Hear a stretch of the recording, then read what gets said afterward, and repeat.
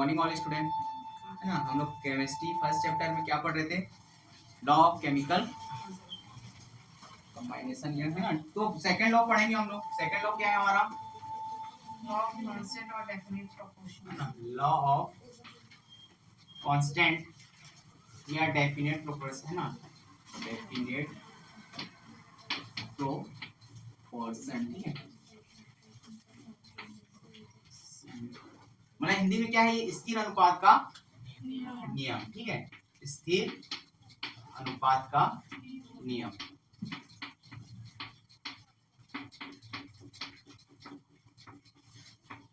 स्थिर अनुपात का नियम कहने का मतलब है, जैसे हम अलग अलग जगहों से कोई सा कंपाउंड को हम क्या करते हैं, लेते हैं, ठीक है, अलग अलग जगहों से। जैसे कंपाउंड मतलब केमिकल कॉम्बिनेशन ऑफ मोर और मोर देन एलिमेंट्स। क्या होता है, आप हिंदी वाले मीडियम वाले बताइए। यौगिक क्या होते हैं, कंपाउंड मतलब यौगिक। तो यौगिक मतलब दो तत्वों से जो मिलकर बना होता है उसे हम क्या बोलते हैं।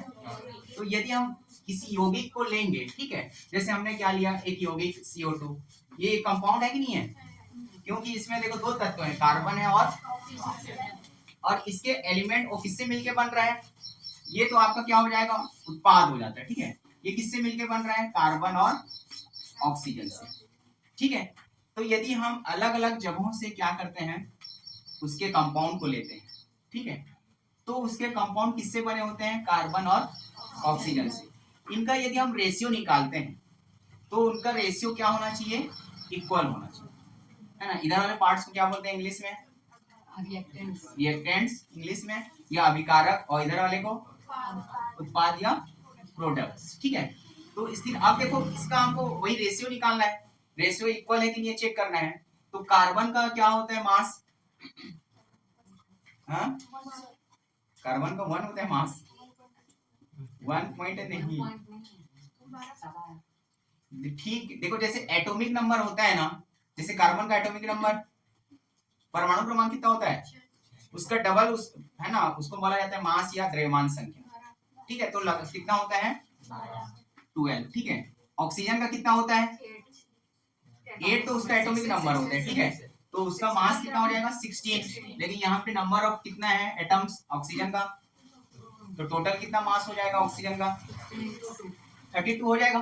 तो इसको हम रेशियो फॉर्म में इस प्रकार लिखते हैं, ये रेशियो का साइन होता है ना, रेशियो मतलब डिवाइड होता है, मतलब देखो 12 डिवाइडेड हम क्या करेंगे 32 करेंगे। इसको सॉल्व करेंगे तो कितना टाइम्स, क्या किससे कटेगा, इससे काटोगे 4 3 जा 4 8 जा, ठीक है।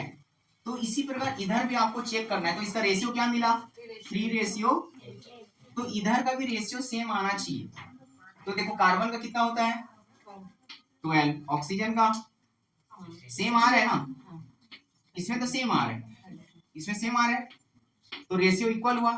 इसी को हम क्या बोलते हैं, स्थिर अनुपात का, ठीक है। तो यहाँ पे नियम लिखा हुआ है हिंदी मीडियम वालों के लिए, किसी यौगिक में तत्वों का जो द्रव्यमान है अनुपात, द्रव्यमान अनुपात क्या होता है, सदैव समान होता है। किसी यौगिक, ये यौगिक है, उसके तत्वों का द्रव्यमान सदैव क्या होता है, समान होता है।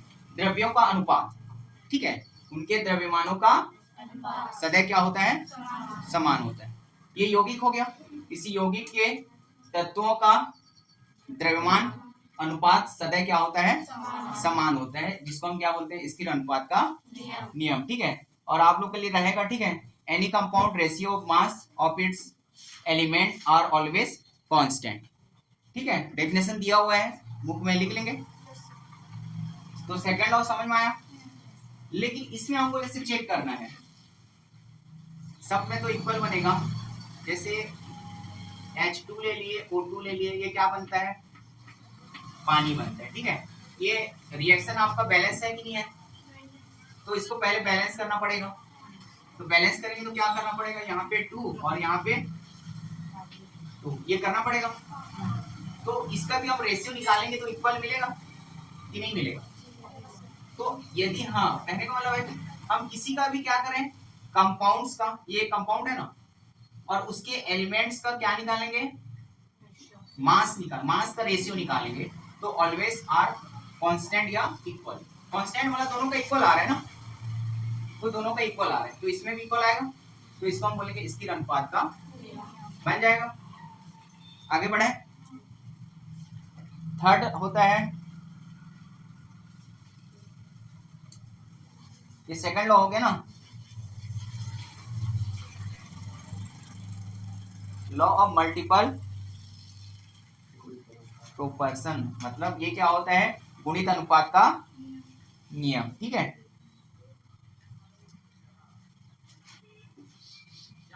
दोनों से कर दिए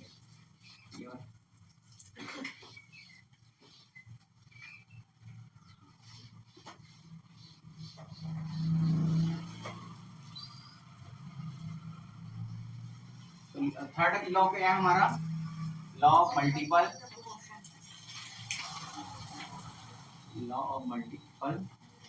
प्रोपोर्शन। ठीक, इसको हम बोलते हैं हिंदी में गुणित अनुपात का नियम।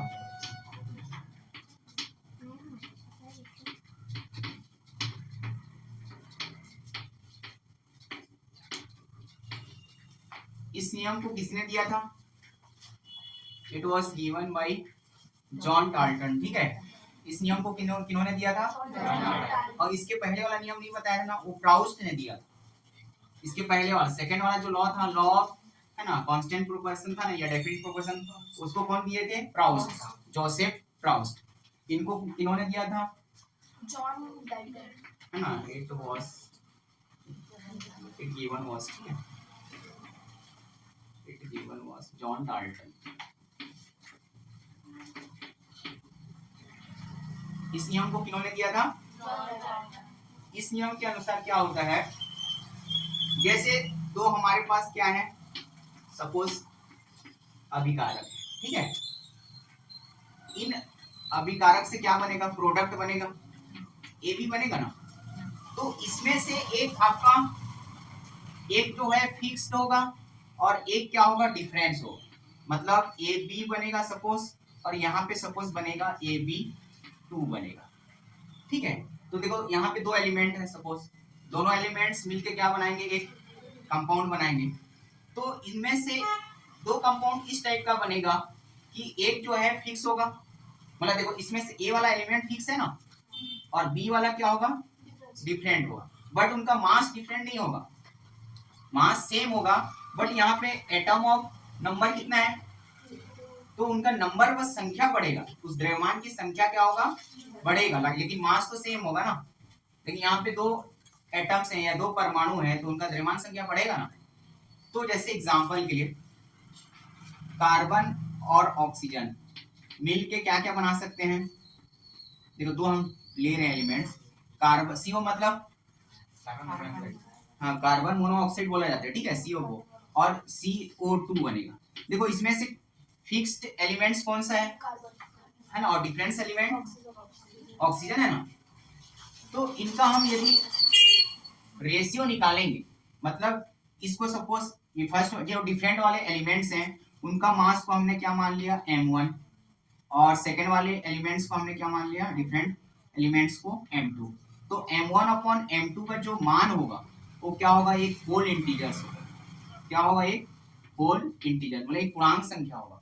होल इंटीजर्स मतलब पूर्ण पूर्णांक संख्या होगा, ठीक है, पूर्ण पूर्णांक संख्या, मतलब जैसे पूर्णांक संख्या पता है कि नहीं है, क्या होती है, इंटीजर्स,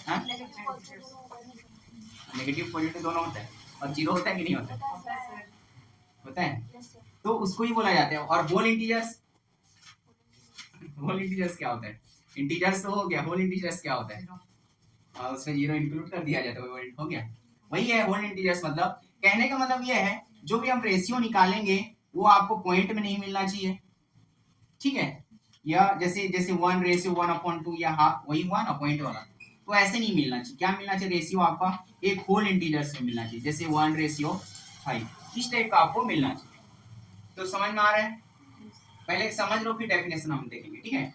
इस नियम को किन्होंने दिया था, और इसके अकॉर्डिंग क्या है ना, इफ टू एलिमेंट्स कंबाइन, है ना, कंप्लीटली रिएक्शन आर कंपाउंड, ठीक है, मतलब अभिक्रिया करके क्या बनाते हैं, यौगिक बनाते हैं, ठीक है। तो उसमें से 2 कंपाउंड बनेंगे, ठीक है। 2 कंपाउंड्स इस टाइप का बनेगा जिसका एक एलिमेंट क्या होगा, फिक्स्ड होगा, और दूसरा एलिमेंट क्या होगा, डिफरेंस होगा। तो उसमें से आपको फिक्स्ड एलिमेंट को आइडेंटिफाई करना है और डिफरेंस एलिमेंट को आइडेंटिफाई करना है। फिर दोनों का मास को कंपेयर करना है, मतलब m1 अपॉन m2, उनका रेशियो निकालना है। तो रेशियो निकालोगे तो किस में आना चाहिए, एक होल इंटीजर्स में आना चाहिए, ठीक है। तो इसका डेफिनेशन लिखा हुआ है हिंदी वालों के लिए, जब 2 तत्व आपस में संयोग करके 2 या 2 से अधिक यौगिक बनाते हैं तो एक तत्व के भिन्न भिन्न द्रव्यमान जो दूसरे तत्व के निश्चित द्रव्यमान से संयोग करते हैं और परस्पर एक सरल अनुपात में होते हैं। वही चीज को बोला जा रहा है, जब 2 तत्व आपस में अभिक्रिया करके क्या बना रहे हैं, एक यौगिक बना रहे हैं, तो उनमें से एक फिक्स्ड होगा, एक है ना स्थिर होगा ना, और दूसरा क्या होगा, भिन्न होगा। लिखा हुआ है ना, भिन्न भिन्न द्रव्यमान जो दूसरा तत्व निश्चित द्रव्यमान से संयोग करते हैं तो क्या होते हैं, एक सरल अनुपात में होते हैं। इसमें भी लिखा हुआ है, 2 डेफिनेशन दिया हुआ है, ठीक है। When 2 elements combined separately with the same quantity of third element, the proportion in which they shall do so will be the same as same simple multiple of the proportion in which they combine with each other, ठीक है। ये definition आप book का लिखते हैं कि अलग से लिखाए जाते हैं, स्कूल में बोल रहा हूँ, बुक से ही लिखते हो, ये अलग से लिखवाना है, अलग से लिखवाना होगा भी तो बता देना, लिखवा देंगे, ठीक है। बट फॉर टाइम लगेगा उसके लिए, और स्लोली चलना पड़ेगा, ठीक है। इसमें लिखूंगा तो और टाइम लगेगा, नहीं लगेगा। तो अब देखो हमको इसका क्या निकालना है, रेशियो निकालना है। तो कार्बन का कितना होता है मास, 12 है ना, तो यहाँ पे 12, और ऑक्सीजन का 16, तो ऑक्सीजन का यहाँ पे 16, ठीक है। हमको डिफरेंस वाले से मतलब है ना, जो फिक्स्ड है उससे मतलब नहीं है। यहाँ पे ऑक्सीजन का यहाँ पे कितना है, बट उसका मास कितना हो जाएगा, 32, तो 16 डिवाइडेड 32 होगा, क्योंकि हमको डिफरेंस वाले एलिमेंट से क्या है मतलब है, अभी मतलब हमको m1 अपॉन m2 चेक करना है कि उसका होल इंटीजर्स आ रहा है कि नहीं आ रहा है, रेशियो।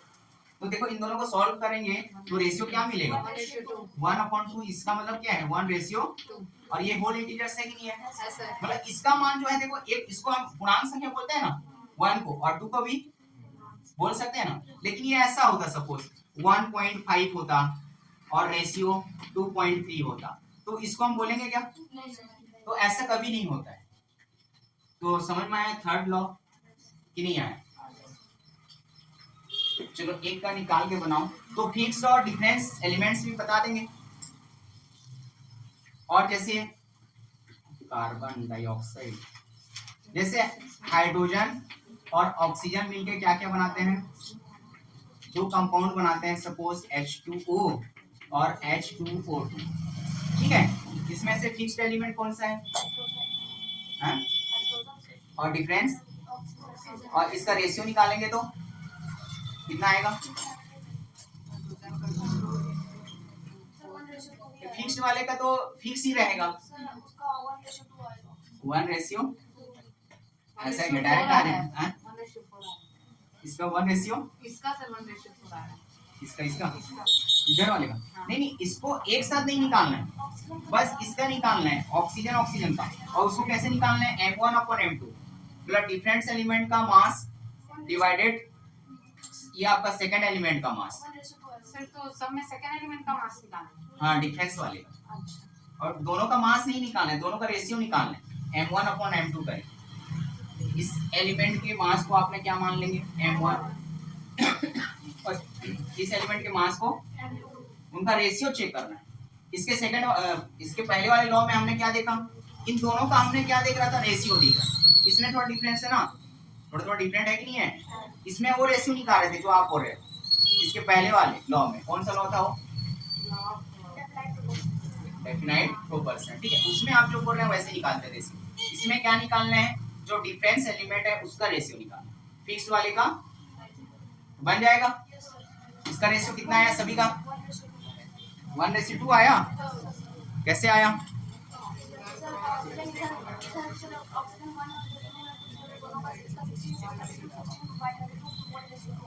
आगे ऐसी। तो बना लोगे ऐसी, और डेफिनेशन वगैरह भी लोग लिख लोगे। तो हमारा मास थोड़ा सा, तो इसमें मैंने क्या बोला, जैसे कार्बन है, पहले हमने लिया सपोज कार्बन हाइड्रोजन के साथ रिएक्शन कर रहा है, क्या बना रहे हैं, सपोज मेथेन बना रहे हैं। CH4 मेथेन का होता है रासायनिक है ना स्ट्रक्चर CH4। अब यदि इसको हम क्या कर रहे हैं, एक को रिवर्सिबल करें, हाइड्रोजन को पहले ले लें और कार्बन को बाद में लें, जब इसका हम रेशियो निकालेंगे तो हाइड्रोजन का मास कितना होता है 1, और यहाँ पे हाइड्रोजन का नंबर कितना है, तो ये 4 होगा, ये गड़बड़ हो गया था आपको है ना। उसके बाद कार्बन का कितना होता है 8, मतलब 6 होता है, तो इसका डबल हो जाता है, तो ये कितना हो जाता है 12, तो इसका रेशियो हमने निकाला और रेशियो 12। अब सेम जो एलिमेंट्स है ना, जैसे ये जो सेकंड एलिमेंट्स है वो रिएक्ट कर रहे हैं मान लो ऑक्सीजन के साथ, और क्या बना रहे हैं H2O बना रहे हैं, ठीक है। तो यहाँ पे H2O का रेशियो निकालेंगे तो क्या मिलेगा, इसका 1 होता है मास, नंबर 2 है, तो ये क्या हो जाएगा 2 रेशियो, वो 8 होता है उसका डबल 16 होगा ना ये, तो 2 रेशियो क्या हो जाएगा, ये चीज समझ में आया। तो हमारा कहने का मतलब ये है, जैसे हमने पहला रिएक्शन देखा, कार्बन और हाइड्रोजन मिलकर क्या बना रहे हैं, तो इसमें तीसरा एक एलिमेंट क्या करेगा, अभिक्रिया करेगा, उसका भी एक रेशियो क्या होना चाहिए, एक सरल अनुपात में होना चाहिए, मतलब होल इंटीजर्स होना चाहिए। अब देखो यहाँ तक क्लियर हुआ, कार्बन पहले हाइड्रोजन के साथ अभिक्रिया किया, CH4 बना, बैलेंस नहीं किया, वो आप लोग करेंगे ना। उसके बाद हाइड्रोजन एक थर्ड एलिमेंट ले रहे हैं, हाइड्रोजन की अभिक्रिया कर क्या बना रहे हैं, वाटर, वाटर का रेशियो हमने निकाला 2 और 16। तो इन दो रेशियो में कुछ कॉमन दिख रहे हैं आपको, कॉमन कर सकते हैं क्या, कैसे, देखो हमको इसको 4 बनाना है, तो यहाँ पे 4 है, यहाँ पे 2 है, तो हम 4 को 2 बना सकते हैं, या चलो ठीक है 2 को हम 4 बना देंगे।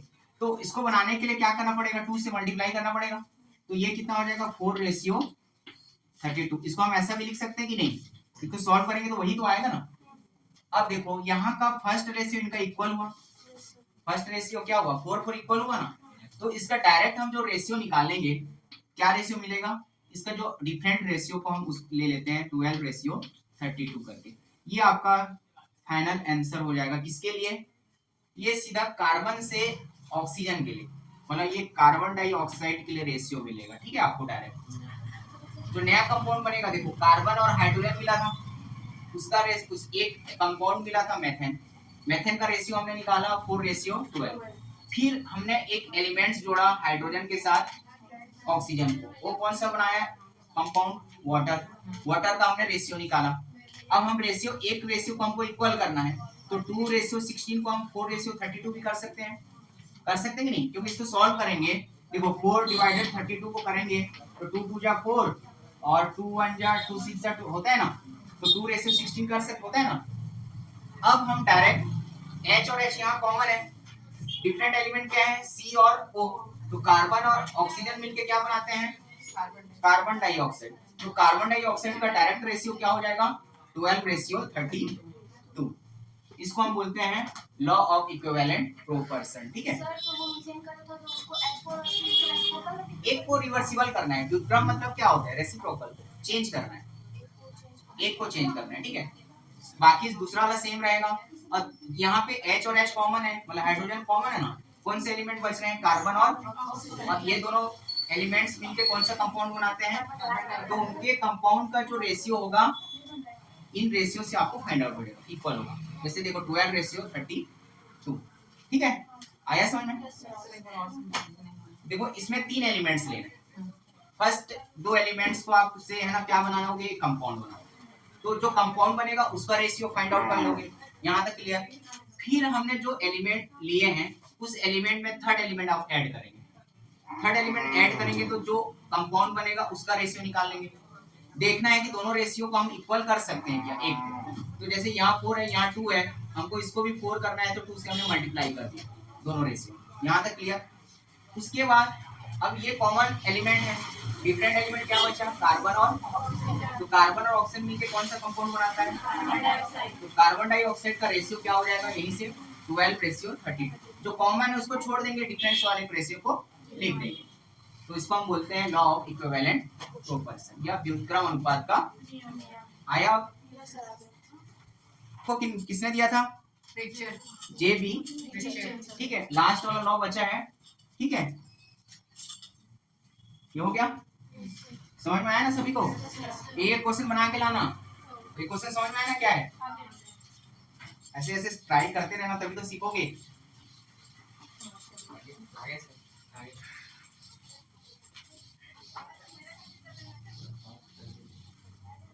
हाँ, देखो लास्ट वाला लॉ क्या है? गैर उसाक का गैस आयतन संबंधी नियम। और इस नियम को नाम से ही स्पष्ट हो रहा है ना? गैर उसाक लॉ ऑफ गैसियस वैल्यूम। ठीक है, गैसियस वैल्यूम मतलब इसको, इस नियम को देखो नाम से स्पष्ट है ना। कौन दिया था इस नियम को? गैसियस। इसका मतलब हिंदी में क्या है? गैर उसाक का आयतन है ना, गैस आयतन संबंधी नियम। आयतन मतलब वैल्यूम होता है ना। तो इसमें क्या होता है? इसमें ओनली गैस गैस क्या करते हैं? रिएक्ट करते हैं। तो यहाँ पे रिएक्टेंट्स क्या होते हैं? ओनली गैस होगा, दूसरा एलिमेंट्स नहीं होगा। क्या होगा? गैस। और हमारे पीरियोडिक टेबल में गैस कौन कौन से हैं? गैस मतलब कौन कौन से? हाइड्रोजन है और क्लोरीन है। ठीक है, ये गैस है ना। तो इसमें जो अभिकारक है वो गैस ही अभिक्रिया करेंगे। ठीक है, तो यहाँ पे दो गैस अभिक्रिया करके जो भी बनाएंगे कंपाउंड, ठीक है, जैसे हाइड्रोजन और क्लोरीन मिलके क्या बनाते हैं? HCl। ठीक है, ये रिएक्शन को हम बैलेंस करेंगे तो बैलेंस है कि नहीं? ये नहीं है ना। तो इसको बैलेंस करने के लिए यहाँ पे क्या करना पड़ेगा? 2 करना पड़ेगा। ठीक है, अब इनका जो आयतन वैल्यूम निकालना है। वैल्यूम मतलब देखो यहाँ हाइड्रोजन कितना है? 2 है, लेकिन ये हाइड्रोजन का नंबर है। ठीक है, नंबर ऑफ हाइड्रोजन, तो उसको एक ही माना जाता है। तो इसका वैल्यूम यहाँ पे कितना है? 1। यहाँ पे वैल्यूम 1। और ये जो HCl कंपाउंड बन रहा है तो इसका नंबर, कंपाउंड का नंबर कितना है यहाँ पे? 2। तो इसका जो रेशियो मानेंगे या वैल्यूम मानेंगे उसको कितना मानेंगे? 2। अब तीनों को रेशियो फॉर्म में लिखना है, 1:1:2। इसी को हम बोलते हैं Gay Lussac of gaseous law of gaseous value. ठीक है, गैर उसाक का गैस आयतन संबंधी नियम। समझ में आ रहा है? इसका बस रेशियो फॉर्म में लिखना है। देखो ये नंबर से आपको उसका वैल्यूम को आइडेंटिफाई नहीं करोगे। एलिमेंट एक है, यदि उसके सामने लिखा हुआ है, कंपाउंड के जो नंबर सामने लिखा हुआ है, जैसे सपोज यहाँ पे 3 लिखा रहता तो इसका रेशियो कितना, इसका वैल्यूम कितना लेते हम? 3 लेते। ठीक है, इसका वैल्यूम कितना लेते? 3। लेकिन यहाँ पे जो नंबर दिख रहा है वो हाइड्रोजन का नंबर शो कर रहा है, और इसके सामने होता तो वो किसको शो करता? वैल्यूम। वैल्यूम मतलब क्या है? और आयतन मतलब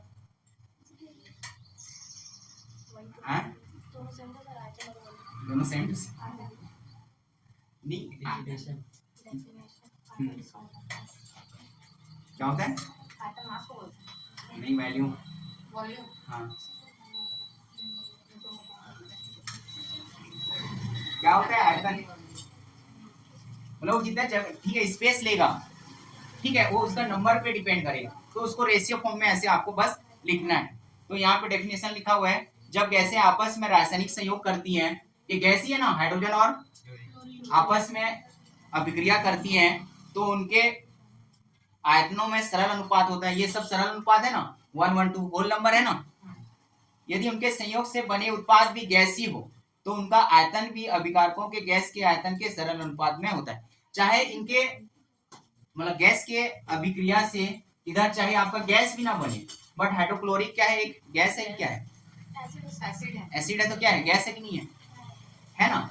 तो यदि गैस भी बनता है या चाहे कुछ कंपाउंड भी बनता है तो उसका भी अनुपात क्या होता है? सरल होता है, मतलब उनका रेशियो भी क्या होता है? ठीक है, तो ये इसका डेफिनेशन दिया हुआ है, एक बार पढ़ना, जो समझ में नहीं आएगा।